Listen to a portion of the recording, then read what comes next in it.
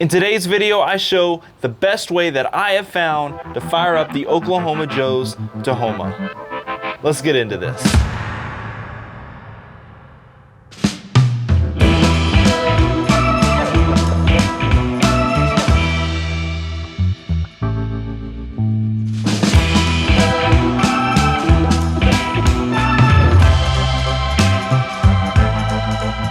All right, so I'm assuming you clicked on this video because you were one of two people.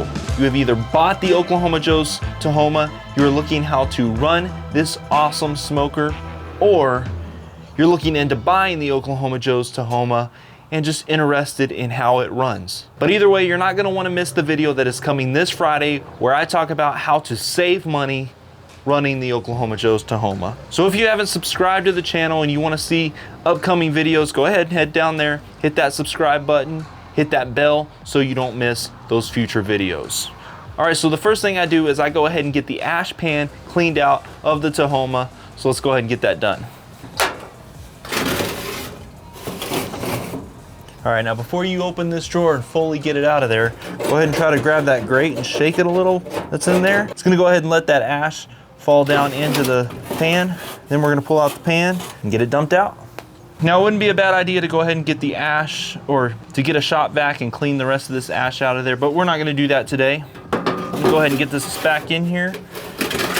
All right, the next thing I'm gonna do is I'm going to go ahead and get just a little charcoal, just a few pounds of charcoal into the hopper.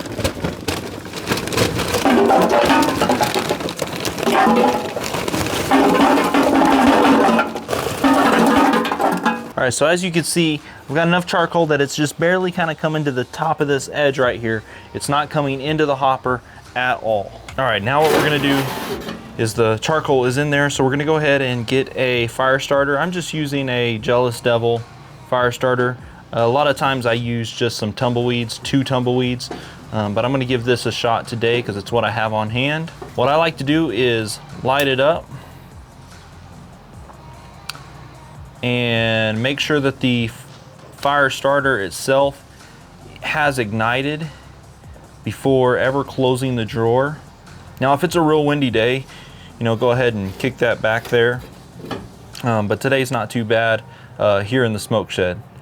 So I'm gonna go ahead and let that catch flame.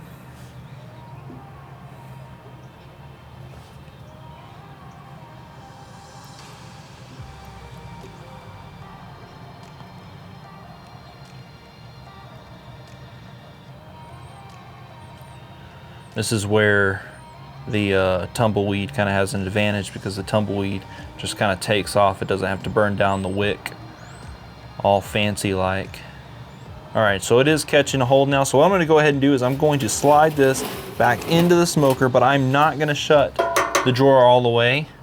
I'm gonna go ahead and leave it open. That way some airflow can get in there, feed that fuel. You wanna also make sure that your dampener is open, and that way airflow can come through, along with the hopper lid. I'm gonna go ahead and leave it open as well. All right, so the drawer is left open, the hopper lid is left open. I'm gonna go ahead and hit the power button, power it on. That's all I'm gonna do. We're not gonna do anything else yet. I am gonna go ahead and set a timer for 5 minutes.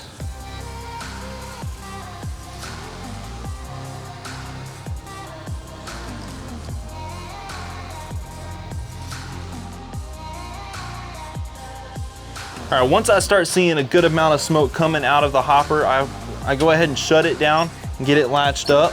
So I do go ahead and let the drawer stay open until that 5 minutes is up. And once that 5 minutes is up, then I shut that drawer and we move on to the next step. Just waiting for the timer to go off here, about 1 minute away.